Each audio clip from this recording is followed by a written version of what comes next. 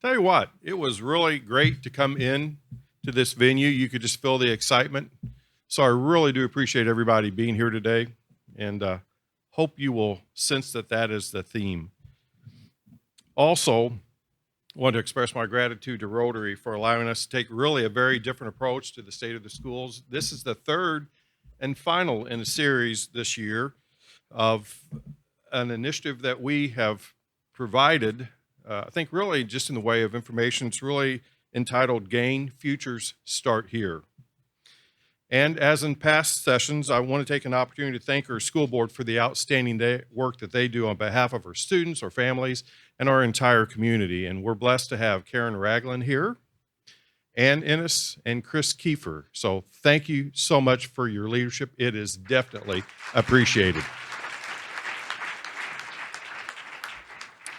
Also want to express my appreciation for our outstanding teachers, our principal, all of our staff, and certainly my leadership team. All of those folks are what makes our work happen. So thank you so much for that. And finally, to my family, and specifically to my wife, certainly appreciate your unwavering support. Because of that support, you allow me to do what I love to do. So thank you so much. And I love you, Sarah. All right, that should get some applause. Come on. So in the previous two sessions, I've been joined by our Chief Neuroeducation Officer, Susan Phelps, and we've shared why nationally education as a system needs to change and be transformed. And then we've also shared how we make these necessary changes. And we also discussed that in order to see the transformational change needed in education, we must have a paradigm shift in the way we educate our students. And we have to take into account how the brain functions, how the brain develops, and then operationalize these practices into every school and every classroom, not just in the EVSC, but into every school and every classroom across this great nation. Well, just how are we going to do that? And I will tell you, if you weren't here in the previous two sessions, it is through our GAIN framework. Now, as you may remember, GAIN stands for Growth in Academics Through Innovation and Neuroeducation. And it's our transformational approach to changing that paradigm shift and making that paradigm shift in education. GAIN allows us to take all the information that we know regarding how the brain develops and how the brain functions and systematize that in order to implement this understanding effectively in all of our nation's classrooms.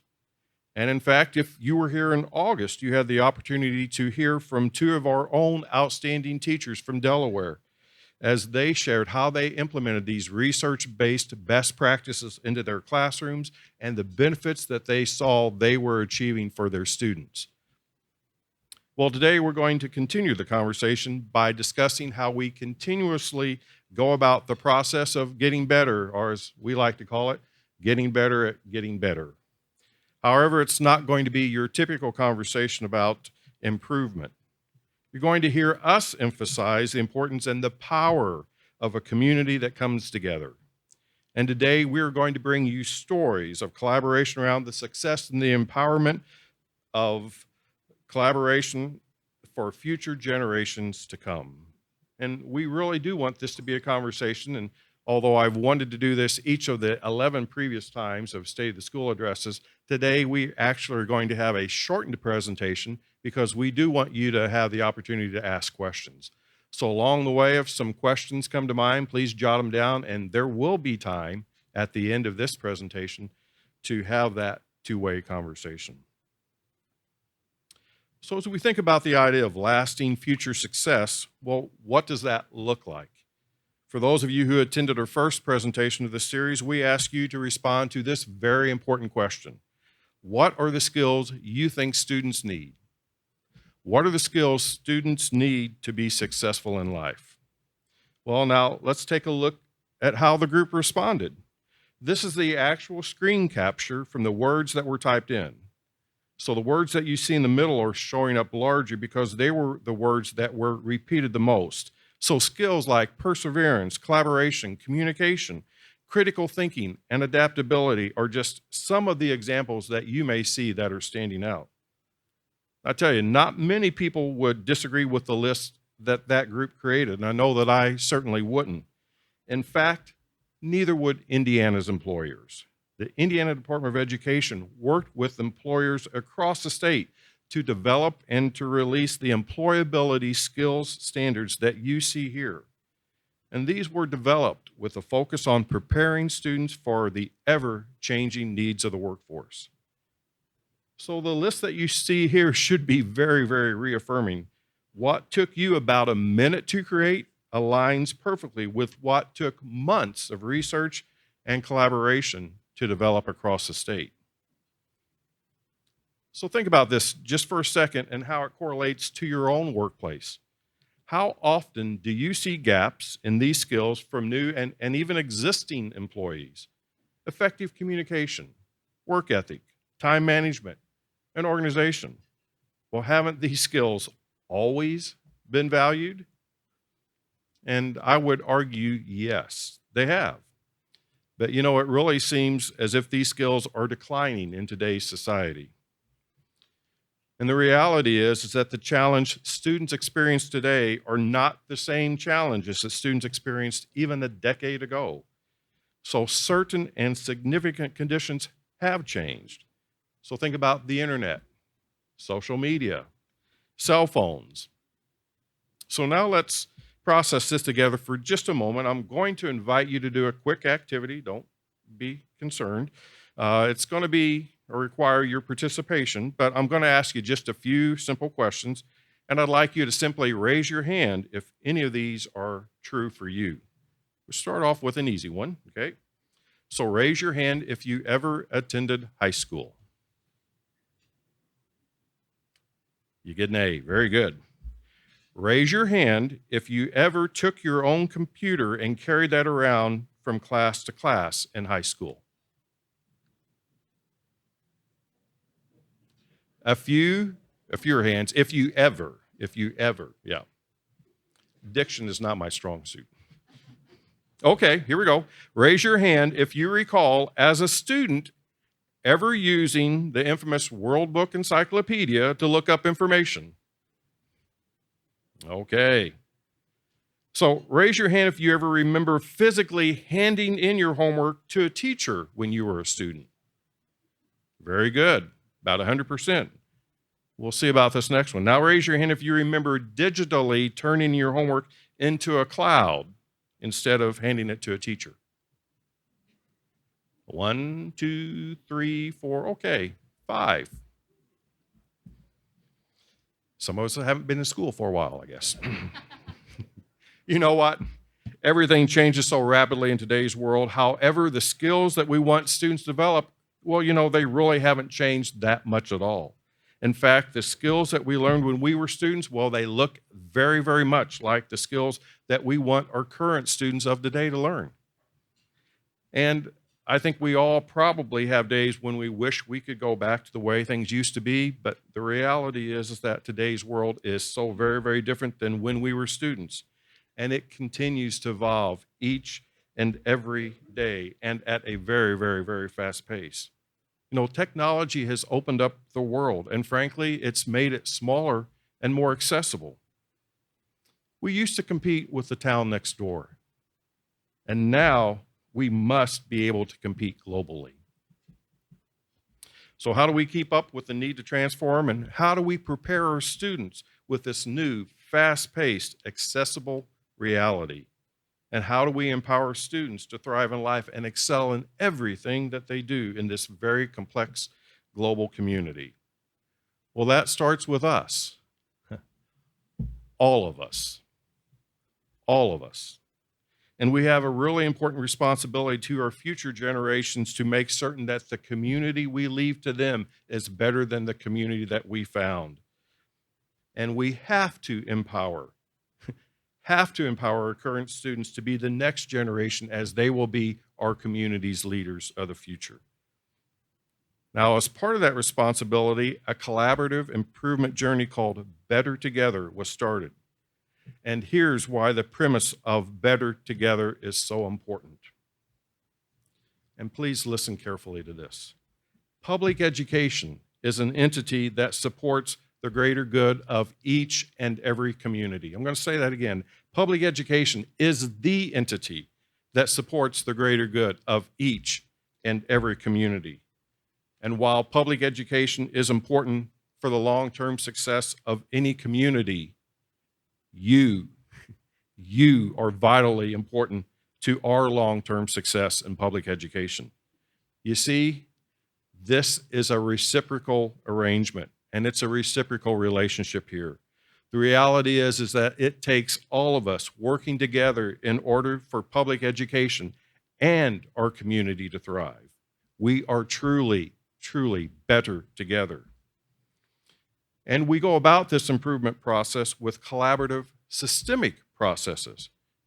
Now, in the EVSC, we're blessed to have a lot of experience with continuous improvement. In fact, I'm blessed to have 25 black and green belts in Six Sigma. And we also are trained in lean processes as well. And we work with the Carnegie Foundation and implemented improvement science in partnership with Indiana University. And we've also studied the neuroscience for organizational change and made conditions for transformation part of our GAIN framework.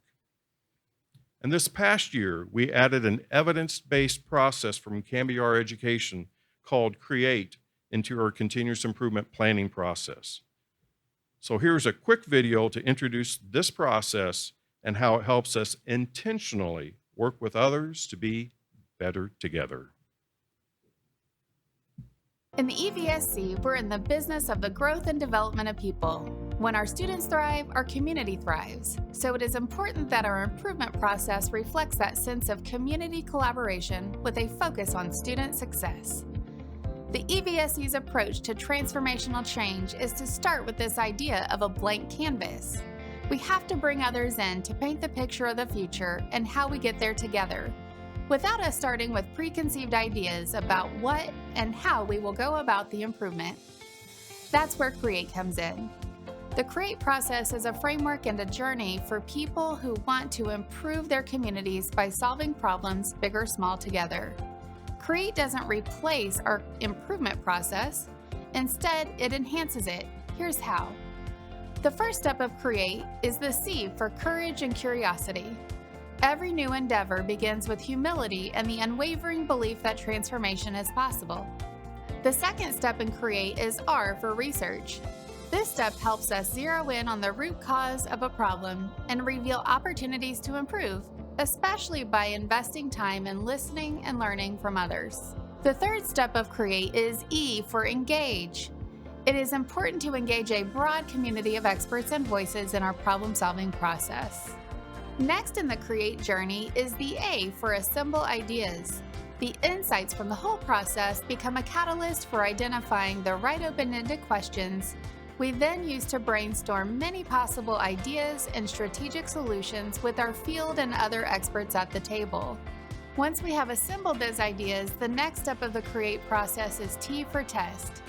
This means it's time to narrow in on a plan, implement, and modify as necessary based on evidence and what we are learning along the way. Finally, the last step of the CREATE process is E for effect. This is why we are here. Is there evidence that we are getting closer to our shared vision being true for every student? Are we moving in the same direction, working together, and getting the kind of collective impact that it takes for true transformation? Organizations and systems transform when everyone is working together in the same direction toward the same vision. In this case, toward a vision we developed with over 2,000 voices across our entire community. While that doesn't mean agreeing all the time, it does mean we problem solve together toward a common goal and commit to honoring our shared values. That's what I love about the CREATE process. It gives us the roadmap for how we go about being better together. I think the most exciting part of this project was meeting with community members and forming relationships. And I could tell how much it meant to community members that we were asking their opinion. We even had several people, get back with me and say, thank you for getting my input. You feel like people care about what you have to say, they care about your experiences, they care about your life, they care about the future of your children, and their children and their children, you feel like you finally have a voice. You feel like maybe things might change. You feel like maybe someone cares about what I have to say. The most powerful part of the improvement process for me was that of feedback. The ability to reach out to so many different community stakeholders and community members to gather input and to hear feedback. For the community members to have a voice and for that voice to be heard was so powerful as we created and went through this improvement process. I just love seeing that we are listening, that we are really reaching out, that we are not leaving anybody out of the conversation. We're opening our doors in our time in being together and sitting in the conversation and getting everybody involved, being a part of contributing with the student success in this corporation.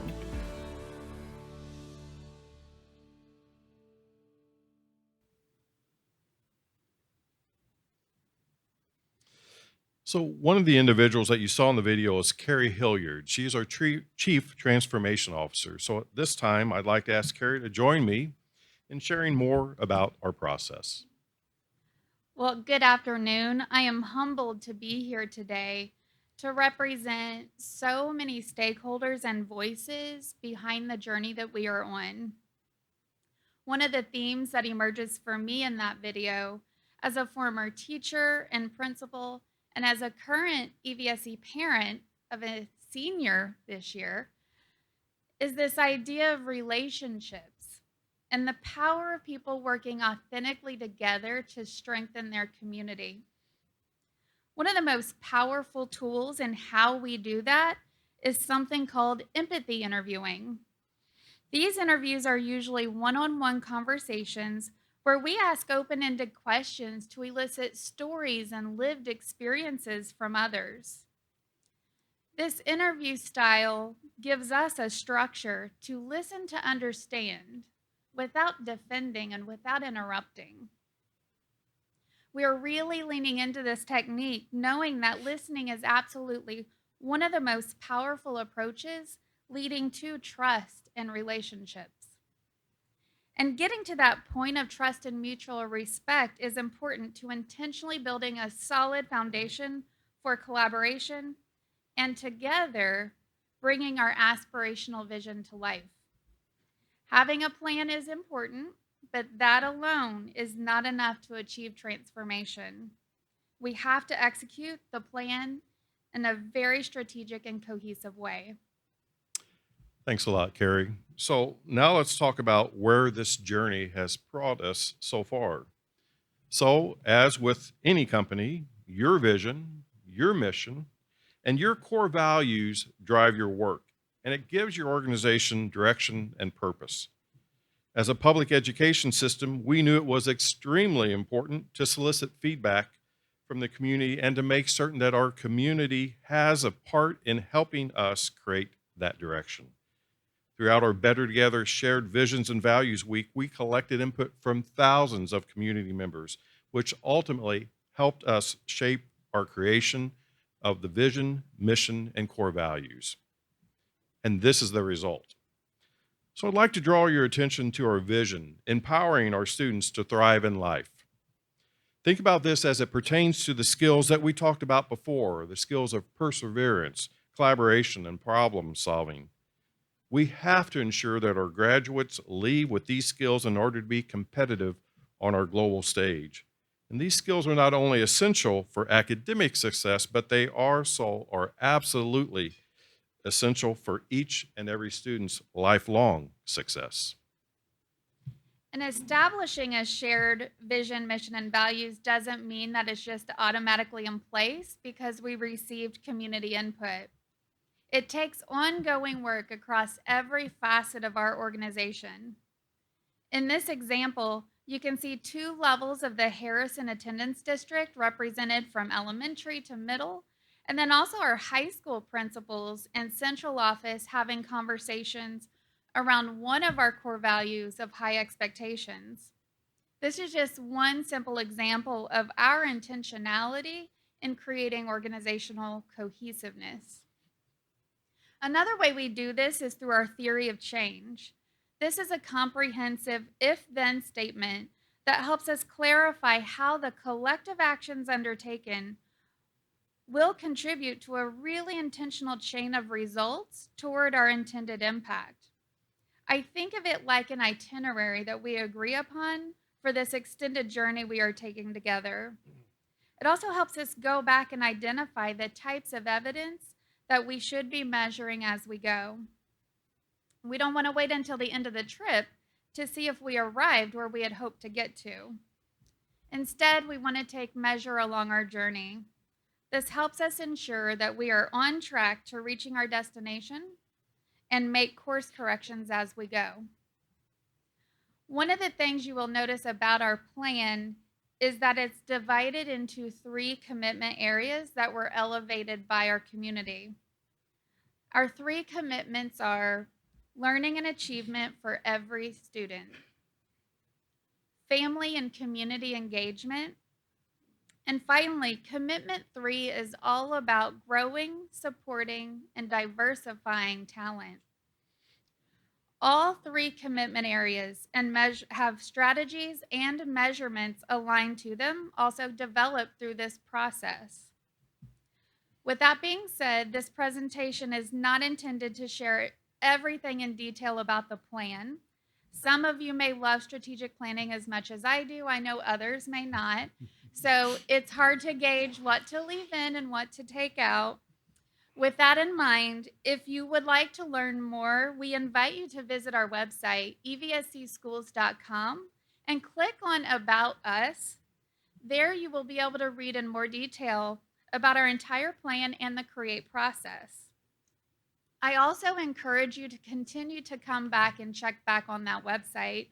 We're in the process of finalizing our metrics right now from over 45 potential measures that align back to our plan and that vision. So as you continue to check our website, you will soon be able to access our data dashboard with ongoing updates as we measure the impact of our plan on student success. So you have heard me state in every single State of Our School presentation that we cannot have a vibrant community without a vibrant public school system. And today I hope you realize that we can't have a vibrant public school system without each and every one of you. So what does this collaboration look like in action?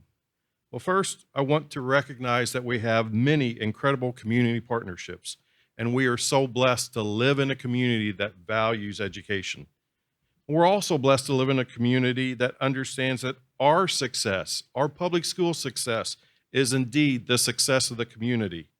In just a moment, we're going to play a video highlighting just a few of these very unique and important partnerships that we have happening in our schools as we speak. The first person that you'll see in the video is Ben Schmidt. Ben is the CEO of Crosspoint Polymer Technologies in Evansville. And through his partnership, actually through his leadership, Ben provided each and every one of our Delaware elementary school teachers with $500. That's right. Each and every one of the Delaware elementary school teachers received $500 to spend in their classrooms for the benefit of their students. And then next, you will hear from Katie Burnett, who is the Director of Human Resources at Deaconess. Deaconess has been a very long time partner with the EVSC, investing in our students by providing training and learning experiences, and they have been so important in helping us to create the health professions pathways. And last but not least, you will see Brian Woods of the Westside Nut Club. Now, most of us associate the Westside Nut Club with fun, okay? But they may be the oldest and largest all-volunteer philanthropic organization that exists in this nation. And the Nut Club has generously invested over $2 million into the schools of our community. So now here's what each of them has to say about our partnerships. Teachers are my heroes, okay? So if you were gonna ask me why we wanted to be involved with Delaware School in particular, these guys are shaping the next generation, right? They're pouring into these kids. They're helping shape their worldview, everything that's going to happen as they grow up. So I'm afraid that at some points they feel like they're on an island, right? That they're out there by themselves, that they have this daunting task, which hopefully they feel really empowered to do and called to do. But I just wonder if sometimes they don't feel like they're trying to do this by themselves, okay? And hopefully it's encouraging, and we can bless them in a way by coming alongside them and just saying, hey, we see what you're doing. What you do is really, really important. I have 2 kids, right? One of them just graduated from North High School. The other one's still currently at North High School. So they are helping shape my kids and prepare them for adulthood and everything that's going to come from here. So yeah, I don't like that island thing where you feel like you're out there by yourself trying to climb this mountain and do it by yourself. The more we can work together and involve more members of the community and make this acknowledge how important it is, our next generation coming up, yeah, I think it's critical. Well, Deaconess has been experiencing, just like every other organization in the country, just an incredible labor shortage. And we know that we're going to continue to be challenged in healthcare going forward. So what has been so incredibly helpful for us to partner with the EVSC is to know that we're creating pipelines and that they're listening to us when we talk about the needs of the future and making sure that their students are extremely prepared and that they're going to meet the needs of healthcare so we can continue to care for our community. One of our biggest objectives of the Nut Club is to support the betterment of the West Side and really Evansville as a whole. And if you look at that, not just what the Nut Club does, but think about all of these non-for-profits and how good of how much of a fundraiser this is for Bossy Band, Wrights, all of the Wrights, different Wrights athletic programs. They have the wrestling and football down there. This serves as a, not only our fundraiser for us to be able to give back to the community, but also in a lot of times it serves as a fundraiser for all of these different organizations too. I think it's just natural for me to assume and expect that, yeah, I'm going to pour back into the people that poured into me. And again, I want everybody to have the same opportunity that I've had. And maybe it's easy enough to just look at the other side of that. What if we don't? What if nobody is working together in the community? What if we're not pouring into each other? Then what happens? You end up siloed, or you feel like you're on an island, and your effectiveness goes way down without that support. So we're in Southern Indiana. It's in our DNA. It's who we are. It's in our roots. We support each other. We lift each other up, and we're better because of it.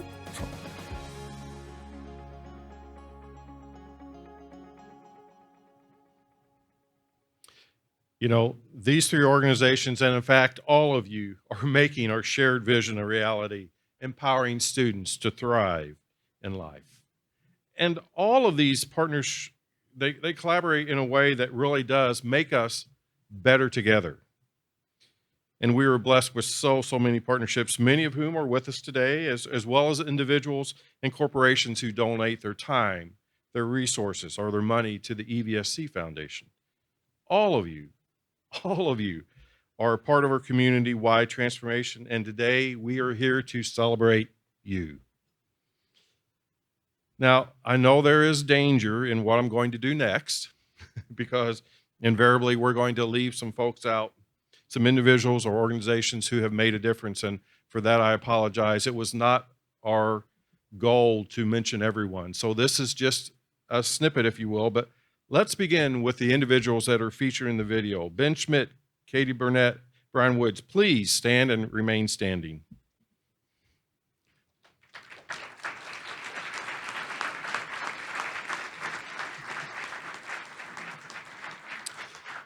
Now, I ask those of you that are here as guests, as you hear the name of your organization called out, please stand with your school principal or the representative, and please remain standing as we celebrate your contributions to student success. And if you would, please hold your applause until the end so all of our community partners can be recognized, okay? So here we go. Chief Billy Bolin, the Evansville Police Department. Courtney Johnson, Young and Established. Kelly Colzart, Daniela Vidal, Ivy Tech. Nikki Blythe, Bluegrass Church. Ron Kempf, Indiana Farm Bureau. Andrew Bacchus, Big Brothers and Big Sisters. Chad Goldsmith with Toyota. Kristen Kuhn, One Life West. Jonathan Gold, Kona Ice. Sean Kuykendall, YMCA. Phil Dell with Faithway Baptist Church. Dr. Mohammed Qayyum from USI. Amanda Clark, North Park Dairy Queen. Amy Higgs, State Farm. Lindsay Patterson, Methodist Temple. Chris Fleming, Potter's Will. Jerry Johnson, Grandin Point Mobile Home Park. Dr. Gerald Griffin, the University of Evansville. Lucas Kester, Bethel Church. Nate Denning, Northside Community Church and McCutcheonville PTSA. Natalie Buttrey and Judge Niemeyer with the Evansville Juvenile Court. Jennifer Wilson, First Christian Church. Mandy Brown from Ameriqual. Jennifer Hargett and Heather Aerosmith representing all of our PTAs, but specifically from Scott PTA. Lynn Miller Pease from Evans Leadership Everyone. Debbie Garrison, Junior Achievement. Jean Wells from Bethel UCC. Ashley Libbert and Lynn Herb, boy, did we rely on you from the Vanderbilt County Health Department. Jeremy Evans from the Dream Center. Ted McCreary with the Southern Indiana Mentoring Academy. Eric Dunville from Old North United Methodist Church. Aaron Gabe, Heritage Petroleum. Nancy Higgs, the Evansville Vanderbilt Public Library System. Perry Black, Youth First. Phil Smith, Cops Connecting with Kids. Dave Whitmore with the Catalyst Church. Sheriff Dave Wedding and Sheriff-elect Noah Robertson with the Vanderbilt County Sheriff's Department. Cassie McCord and Lindsay Alvey with the Girl Scouts of Southwestern Indiana. Dave Wagner, Carver Community Organization. John Harding, Boy Scouts. Dave Mills, Olivet Community Church. Brandon McClish, Tom Fleener, and Jeremy Melton with the West Side Nut Club. Mary Reese, Berry Global. Pastor Steve Brown with Fellowship Baptist Church. Wendy Simpson with the Southwestern Behavioral Health Care. Jackie Lannon with Ascension St. Vincent's. Amy Hanson, Welborn Baptist Foundation and Bluegrass Church. Heath Cox, Deaconess. Carrie White, Altarsgate. Austin Maxheimer with Community One. Dr. Jory Barnett from Vanderbilt University. Carl Chapman. Pat Creech with Welborn Baptist Foundation. Mayor Lloyd Winnicky and Steve Safer, the City of Evansville, and are we blessed to have them as leaders of our great town. Lisa Meyer, Ascension and St. Vincent Mobile Dental Clinic. Ron Ryan, Boys and Girls Clubs. Jenny France, Anthem Foundation. And finally, last but not least, Courtney Efforts, YWCA. If you could see what I see, what an incredible community. We're so lucky. So lucky.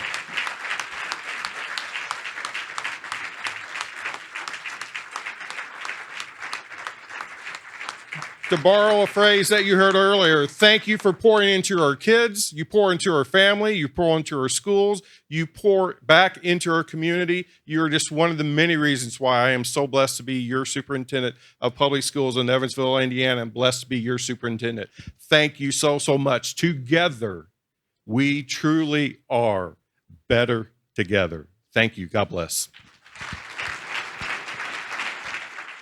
So the question was, all across the country, we've read because of the pandemic that students are further behind than they have been. Is that true in EVSC, and what are we doing about it? Thank you so much for the question. Next. So, the short answer is our students are behind. I think that we're not as behind as you will find throughout the nation because if you have attended a few of these sessions, you probably have heard me say that EVSC was the largest school district to be open for in-person instruction each and every day in the entire Midwest.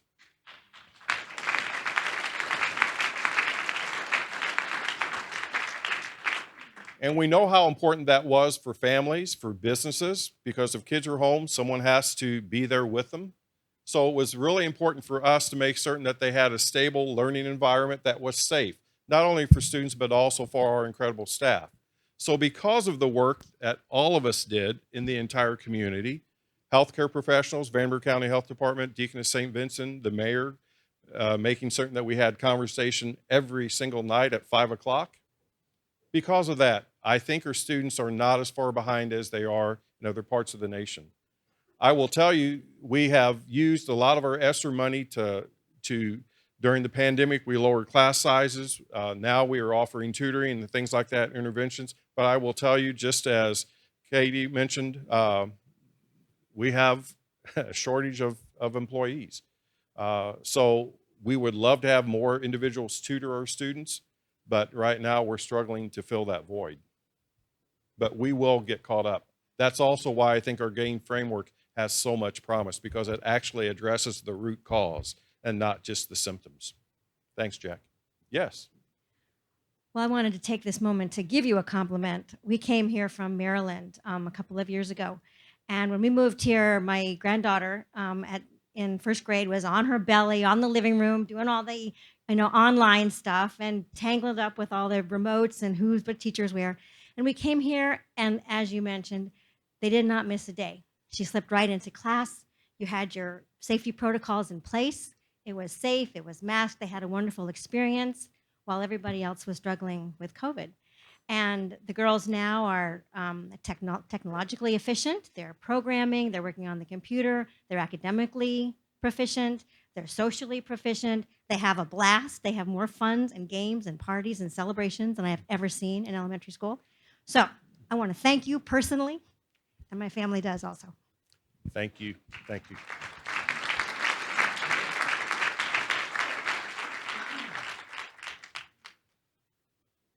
Anybody else?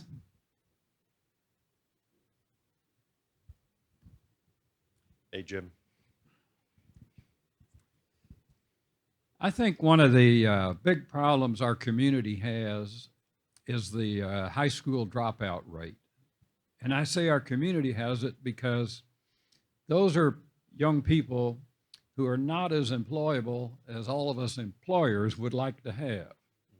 And I know that you're concerned about it and you're working on it. My question would be, what can we as the community do to help you stop this high school dropout? You know, I understand that a wise man once said when he was heading up the United Way Foundation campaign, or the United Way campaign, that go to work a different way so that you can drive through neighborhoods that perhaps you don't typically drive through, so that you can see that there are other families and individuals in this community besides what you're accustomed to. You remember saying that, Jim? Yes. So I think that's one thing. We have to understand that the world and the perception of the world in our community is often viewed through our lens. And our lens, probably in this room, is a pretty narrow lens because we have had a lot of advantages in life. We may have had parents that really cared for us, that made certain that we got our homework done, that we had good sleep, good nutrition, all of those things. That is critically important. So the short answer is, Jim, what we are doing here today, celebrating the community coming together to make certain that as the public school thrives, our community thrives. We need you. We need your involvement. And you're doing exactly what we need you to do. It's not going to flip overnight.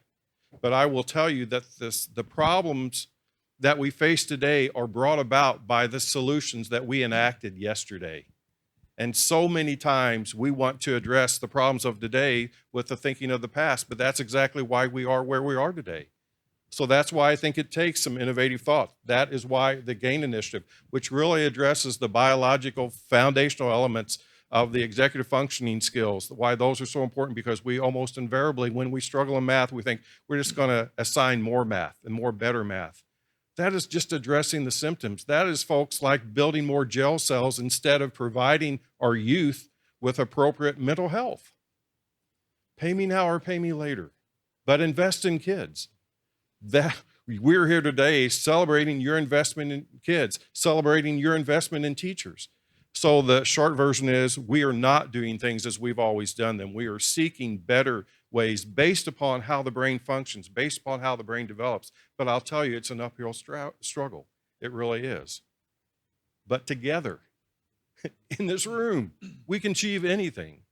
And we are determined to make certain that every student that God blesses us to cross our doors, that we give them all the skills that they need to be successful in life. And that's why the partnership with you is so vital. And Jim, I appreciate so much how you phrased the question. His isn't EVSC's problem to solve. It's our community's challenge to improve. And we'll do that. Thank you. And thank you for your mentorship and friendship, Jim. Means a lot to me. Hey, Tim. First of all, thank you for the presentation. It's been very interesting all the way through. One of the things that a lot of us in this room talk about at virtually every luncheon and conference that we go to is retaining young talent in this community. And I'm interested to know what you all are doing at the EVSC level in terms of trying to what I'm going to assume is a bit of threading a needle. I mean, I remember when I was in school, guidance counselors are encouraging students to go out and see the world as their oyster and go after everything out there and grab it by the tail.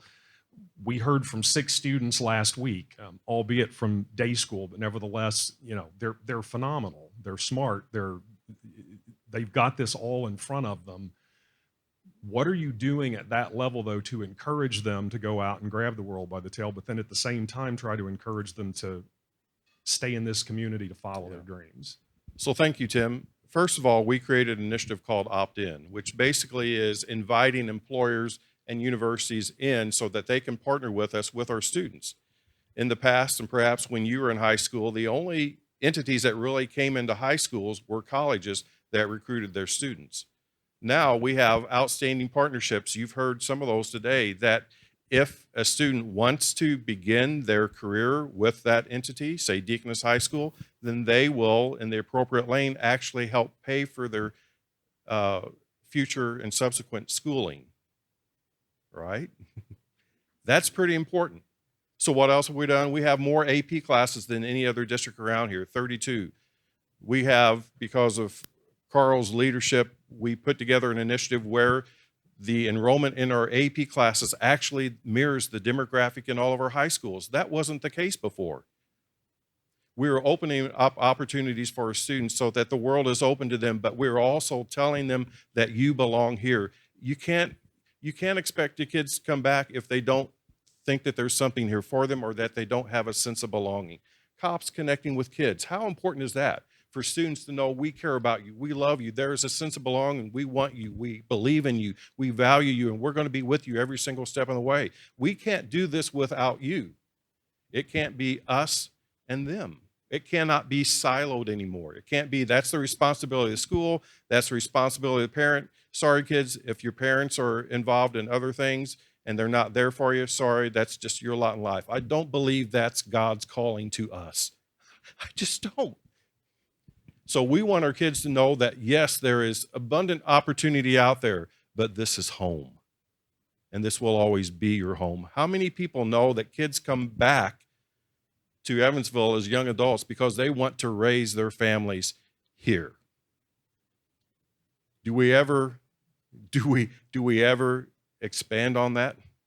I want my kids, I want our students to have every opportunity available to them. And I want the funnel to be up here, and think that then as they learn their passions and where they want to have their life lead, that they're the ones that narrow down their choices. I don't ever want us to be the one that narrows down the choices. And there are phenomenal choices in Evansville for each and every student that we're blessed to serve. So opt-in, inviting people in, that's where I think we set ourselves apart, because I know of no other district that is actually undertaking that kind of initiative. Yes. Hi there. Thank you for your presentation today. I just wanted to ask, being inspired by what you've talked about and kind of the community overall supporting EVSC, supporting our youth and therefore the future of this community, how would just a regular person get involved in volunteering, whether it be supporting the teachers and the students with their time or their money? Where could you find those opportunities? Thank you. Great question. And that was actually the only question so far that I've anticipated. First of all, it isn't as difficult as perhaps it would seem to be. In April, we're going to have a more traditional State of the Schools where we're really going to talk about leveraging the engagement of the community in our schools. But the short and succinct answer is wherever your passions lie, wherever you're called to contribute, contact that school, contact me, and we will make certain that based upon what we call our school health needs, it's basically an analysis of outcomes that we have with the school. Wherever your passions lie, I know we can marry that with a need in our school. Okay? Thank you for the question. I think it may be time for me to step down. I tell you what, I wish everybody would have the opportunity that I just had today. This is a picture that will be embedded and imprinted in my mind forever. Don't ever let anybody tell you that public education is not the answer to a successful community. We are because you're with us. Thank you. God bless.